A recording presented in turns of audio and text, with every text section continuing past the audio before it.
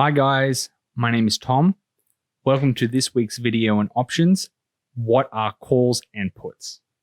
Over the course of weeks and months, we are going to teach different option terms, strategies, and techniques to our viewers.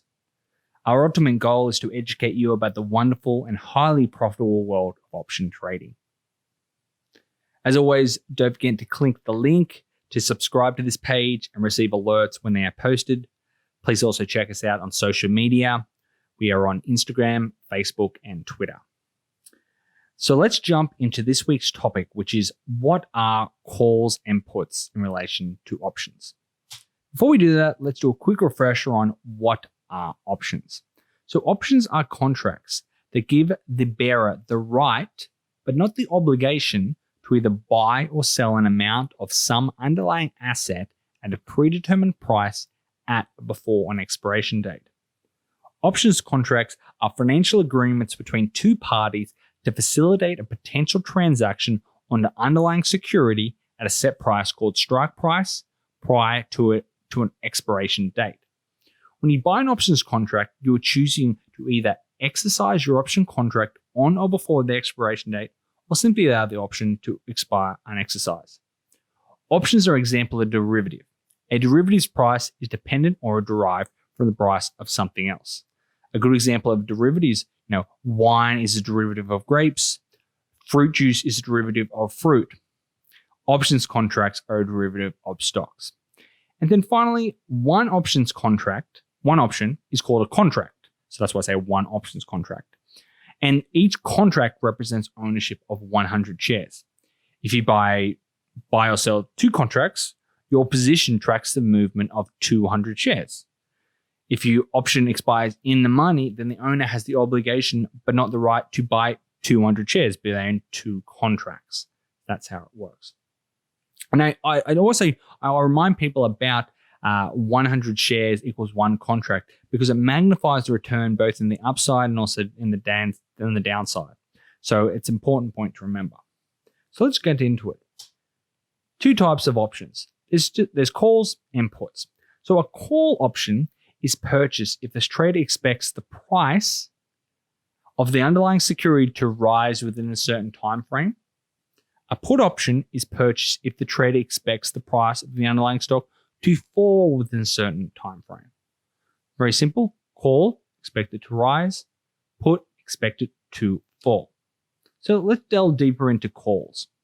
So the call option gives the bearer of the contract the right to buy stock at a certain price, strike price, on or before an expiration date. On the other hand, the seller of a call option is obligated to sell stock at a certain price by a certain date if the buyer chooses to exercise their right. Important point. Call option buyers do not need to exercise their buying right. Underlined. A call buyer expects the stock to go up. This will make the option more valuable. This call buyer profits when the option costs less than the difference between the stock price and the strike price. The call option seller expects the stock to fall or stay flat, which will make the option less valuable. A call writer profits when the option costs more than the difference between the stock price and the expiration price. So the market price of a call option is called a premium. We'll get into that in different videos. And the costing of the premium is calculated from both intrinsic and extrinsic value. So an option contract with a longer expiration date will always cost more than the same option contract with a shorter expiration date. So let's look at an example of a call option and see how it works. So we get this example here of Bob's computer company. This is Bob here, he's on his computer company tracking his sales. So Bob's computer company is currently listed on a market around the world. It's currently trading at $10 a share. An optioned call contract has a strike price of $11 and expiration of 2 months at 2 months, and has a premium cost of $2. So if you buy this option contract, you are essentially betting that Bob's company will be worth more than $11 in 2 months' time.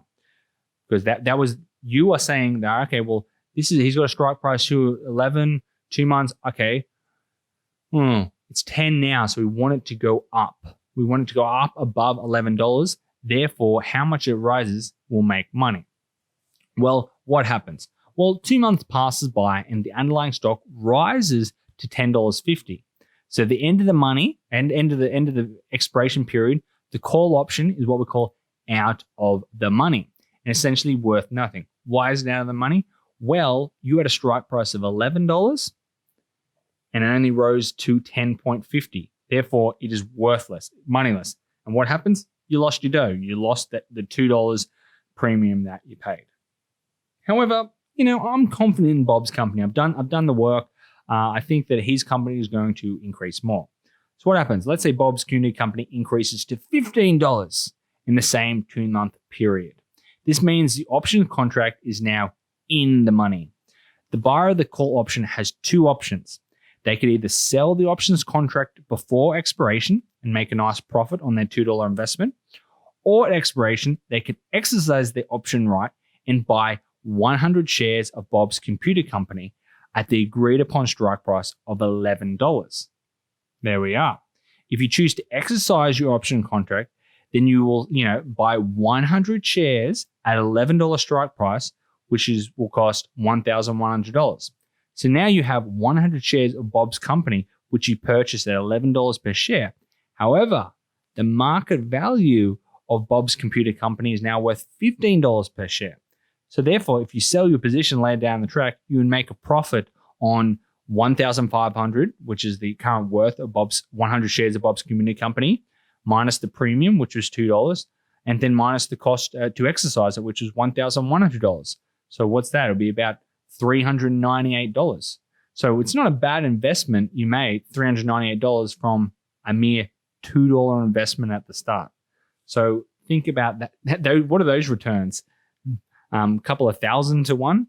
Yeah, so that's why options contracts are so attractive. You invested $2 in Bob's community company and you turned it into nearly $400. Let's look at the flip side of it. So we talked about calls. Now we're going to talk about puts. So a put option is a contract that gives the option buyer the right to sell for a specific option contract at a predetermined price, the strike price, within a specific time frame, expiration date. A put option becomes more valuable as the strike price of the underlying stock decreases. Conversely, a put option will lose its value if the underlying stock increases. Following? Important point. I highlighted this earlier about calls. A put option seller is obligated to exercise their buying right at expiration. Call option was the flip to that. Put option, they are obligated. So a put buyer, if you're buying a put, expects the stock to go down, which will make the option more valuable. The buyer of the put option makes a profit when the option premium cost is less than the difference between the stock price and the strike price at expiration. A put seller expects the stock to rise or stay flat, which makes the put less valuable. A put seller profits when the option premium cost is more than the difference between the stock price and the strike price at expiration. So we looked at an example before. Now let's look at another example. And we're going to go back to to Bob's company and we'll figure out, let's look at it from the flip side. So we believe Bob's community company is a good long-term investment. I still believe in Bob's company. It's going to be great. However, but we want protection in case the stock decreases in the short term.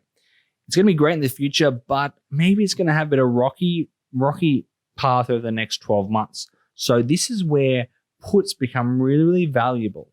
So what happens? We want protection in the case the stock decreases over the short term. You can buy long on Bob's computer company. So we buy stock long, and then you buy one put option with an expiration date of 6 months at a strike price similar to the current price.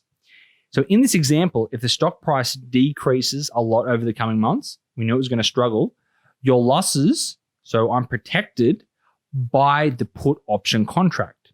You can sell this option contract at any moment before expiration date and hopefully make a profit. So therefore, it's kind of insurance. that we're going into. However, if Bob's computer company performs well over 6 months, the put option will be out of the money. So we thought it was going to decline, but what happens is it actually goes up. So if it goes up, then your put option will be out of the money and you'll lose your money. However, you bought long on the stocks, so you'll make money on that side. So investors often use put options as a risk management strategy.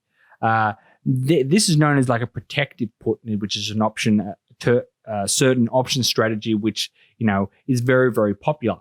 This strategy is used as a form of investment security to ensure that losses in the underlying asset do not exceed a certain amount. I believe I'm invested heavily into one company. I've got $100,000 in it.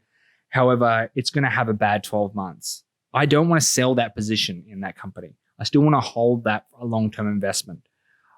What you can do is you bought a short-term put option, so you're protecting over the next 6 months or 12 months, hopefully make some money on that, and then you don't have to give up your stock position. And and that really gets into something called an unusual option activity when you're kind of seeing that happen, which is kind of a little bit more advanced than we're talking about here, but that's an example of it. So it's an important point to remember about put option is that losses are unlimited. I want to go back. Put option, you can lose a lot. Stocks can rise to ultimate unlimited highs. They can go from $1 up to $1 million. However, they can only fall to zero. So you can, you invest $10, you can only lose that $10. However, a small $50 put option could end up costing you $5,000 if the stock skyrockets. Because you're betting on the flip side of it, you can lose a lot of money. And it's not advised, and I repeat, it is not advised to get into doing puts if you're not educated enough on option trading or stock trading, or you don't have the assets or the financial capacity to cover that. And depending on your brokerage account, you might not even be allowed to do that because they know it's very, very risky. So thank you guys so much for watching this video on what are calls and puts. It has been fantastic sharing with you. If you like this page, please check out our website at the link below. Please also check out our social media page on Instagram, Facebook, and Twitter. Stay tuned for new content next week. Thank you. Bye-bye.